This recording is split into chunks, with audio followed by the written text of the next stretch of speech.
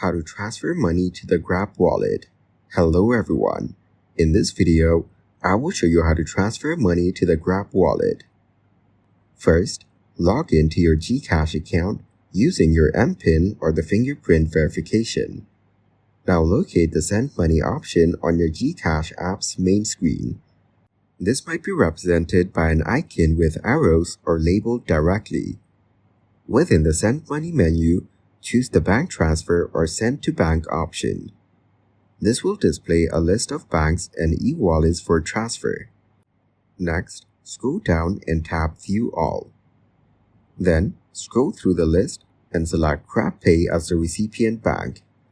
Here, you will need to provide the following information. First, enter the amount you want to transfer from your Gcash balance to your GrabPay wallet.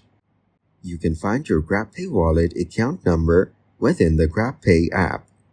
It's usually a combination of numbers and letters. Entering your email address allows you to receive a digital receipt for the transaction. Double-check all the entered details, including the amount, recipient GrabPay account number, and your email address. Once everything is accurate, tap Confirm.